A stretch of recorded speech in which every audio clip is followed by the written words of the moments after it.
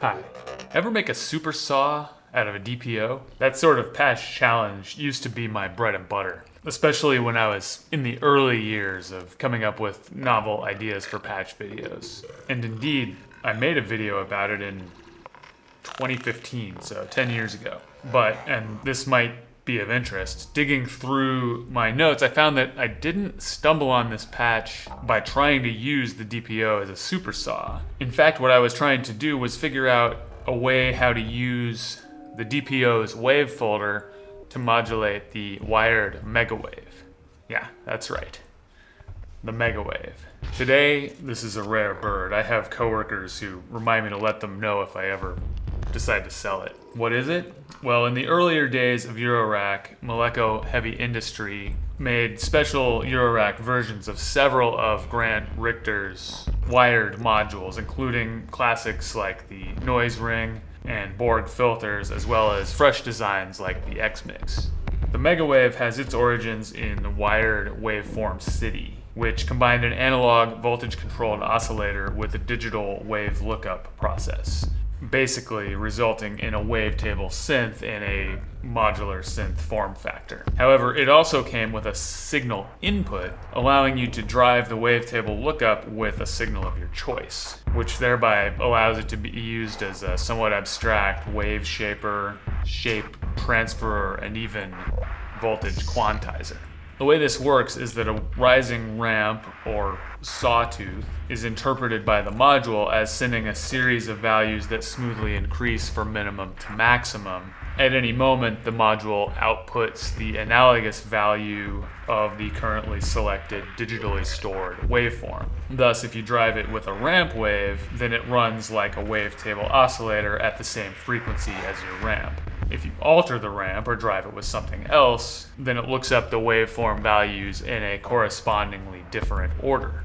If you've used the different reed shapes on the Make Noise multi-mod, then you get the idea. Now, a bit later on came the Blasset Miniwave. The Miniwave added additional waveforms that could be user selected by installing different ROM chips on the PCB. It also removed the driving analog oscillator entirely and required the user to supply their own signal, making that non-linear lookup and transform into the primary function of the module. Which brings us to the megawave. It extends the waveform city mini-wave concept by having a whole bunch of ROMs on board with no need to swap, and puts all three levels of wavetable selection under voltage control: wave, bank, and ROM. And maybe most importantly, it's in the Eurorack format, which was growing in popularity pretty quickly by 2012. When I got the megawave, I was quickly enchanted by the way it seemed to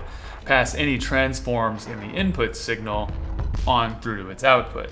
FM a sawtooth wave, you got something like an FM version of the wavetable at the output, etc. And what I quickly wanted to do was try wavefolding as a transform, but the DPO doesn't pass the sawtooth to its final output. So I started scheming on how to shape the final output into a sawtooth. And this finally is where the modDemix comes in, and how I ended up with a DPO Supersaw. So my first instinct was to use a slope detector circuit. I figured a triangle wave goes up, then down, so my task was to convert the down portion of the wave into also going up. A slope detector outputs gates based on the direction of motion at its inputs. The one I was using was the LB Catgirl Synth 762, which has separate outputs for rising and falling. So I figured if I use the one from the falling portion to invert the original wave, I'd end up with a rising portion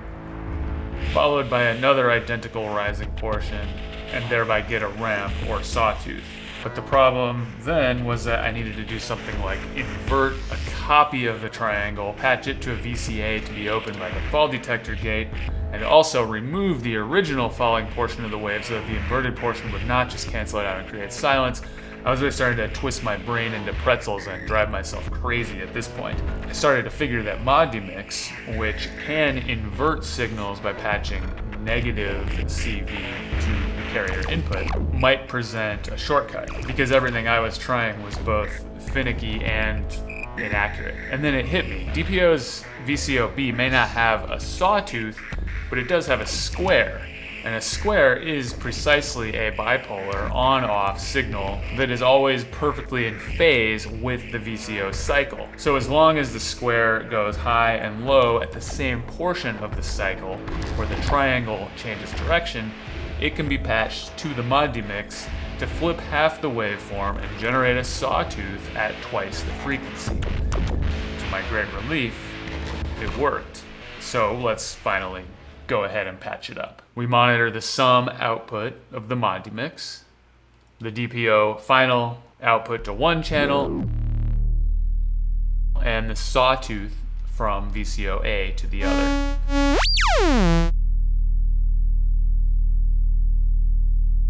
And we'll bring the fold up just enough to make the output full amplitude. Adjust angle for the thickest sounding fundamental possible, and adjust shape all the way clockwise for a triangle. Now we'll take the square wave from the same oscillator and patch it to the carrier input of this modDemix channel.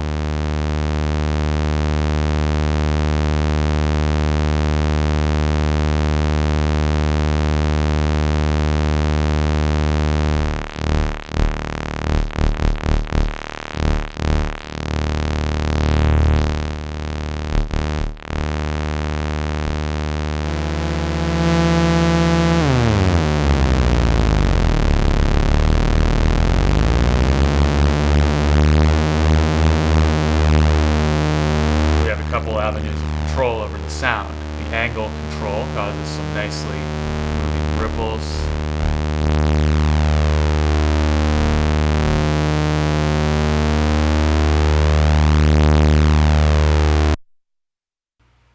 Let's filter this and add some breaks.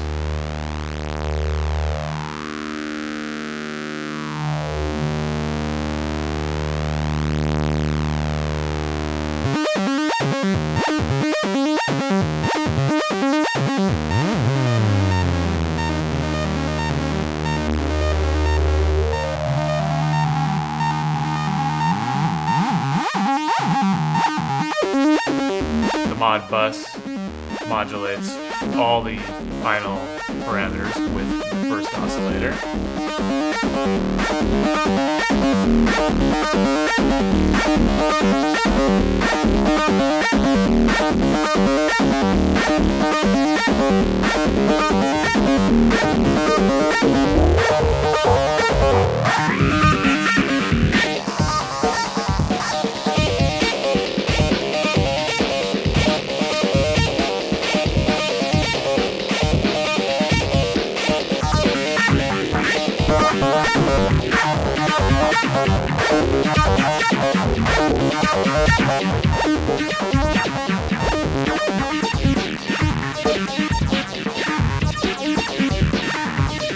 So, since you stuck around all the way to the end of this heady modular synth video, I've got a little bonus for you. You probably already checked out the Tony Talks DPO video, but there was some extra footage in there that didn't quite make the cut since we were already at over 20 minutes. Here, just for you, Tony is talking through even more DPO history and design. Please enjoy.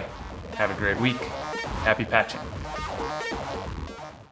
So that's actually something else kind of interesting, and I don't know if it's a useful thing. There's two things about the DPO that maybe I haven't talked about yet. One is the saw shape is kind of odd because I used the sine wave to make the saw. So the saw ends up having this weird little wavy back, almost looks like a fish fin.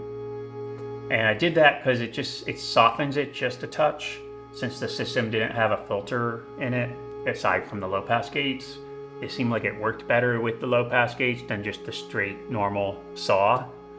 And then also the square wave is offset, and also it's a little bit smaller in amplitude than the other waveforms. And the reason for that was, again, with there not being a filter and only the OptiMix in the shared system, it seemed like a good idea to make the square easier to blend with the other wave shapes. So I made it a little smaller. And then the offset means that when you blend it with some of the other wave shapes at a high level, you get asymmetrical clipping. It kind of ends up pushing the sine upwards, and it ends up with asymmetrical clipping, which is also kind of interesting. The shape circuit is very unique to the other ones out there. It uses phase cancellation to crossfade between several shapes.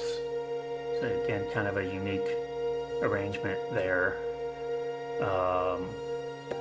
And also, not all versions have 6 factorials.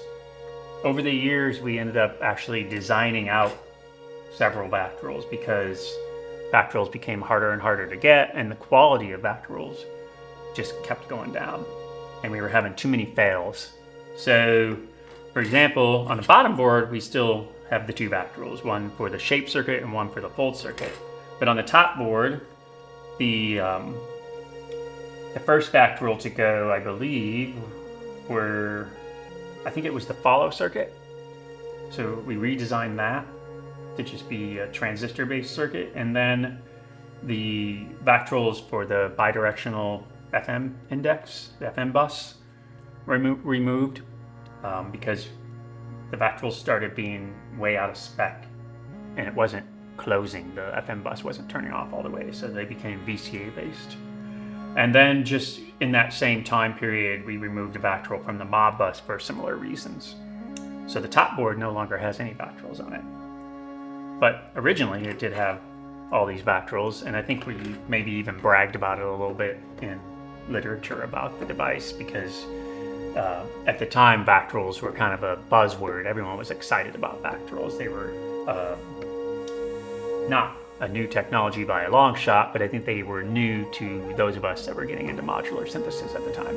And that reminds me, you were mentioning the sawtooth being a little softer because there was not a filter in the system. Was the QMMG out of production already when you started designing Yes. the DPO? Yeah, good point. Yeah, so the QMMG was already done. It was already out of production. And the reason for that was people said it was too expensive. And dealers, I mean, at this point, dealers was Sean Cleary and Andreas Schneider, and maybe the folks up at Moog Audio in Canada, though I'm not sure. I don't know if they ever stocked a QMMG, but they were early. They were an early dealer.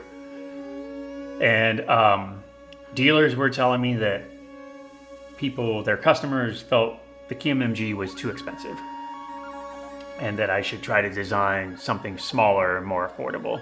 And from that conversation came the modDemix and the MMG. So MMG is 1 channel, modDemix 2 channels. Each of them had pieces of the QMMG in it, but at a lower price. So yeah, no more QMMG. And the MMG came out later. It came out a little bit after the shared system came together. Or maybe it didn't. I don't know. Maybe it came out at the same time. I mean, it was after? MMG came out in, I can tell you that it was March 2013. Okay. I've been an intern for about 3 weeks when Okay. it came out. Oh, right. Yeah. But yeah, the MMG never made it into the shared system because that wasn't the idea. The idea with the system was that it wasn't going to have a resonant filter in it because, it's just a thing that we wanted to explore. Everybody at that point was very, very smitten with the Buchla Music easel and the 200 series. It was all we thought about. We dreamt of it day and night. What must this system sound like? What does it feel like to patch it? But none of us had these systems, so all we could do was dream. And the shared system was definitely a product of that dreaming, as was the DPO. Well, there's the clipping stage in the wave folder that it uses, rather than diodes, it uses LEDs. And that definitely is another part of the sound. There's also some, I think part of the reason people will say it sounds woolly is there's quite a bit of low-pass filtering on the wave folder. I think it sounded a little too bright to me, and I wanted to make it a little bit, just a little darker. So And in fact, I've actually had more than one person has asked me, well, what's it sound like if you take the filtering out? And, can you mob mine and take the filtering out? And to that, I would say, well, it doesn't sound like a DPO anymore, because it's all part of it, right? And all of these choices that you make accumulate to produce the final sound. So even though they seem maybe not very important in and of themselves, like a tiny little bit of filtering here or there, or using variable slew rates on modulation circuits and stuff like that. All of those little steps, combine to make the whole. And I guess that's the difference between designing something and copying something. So, yeah.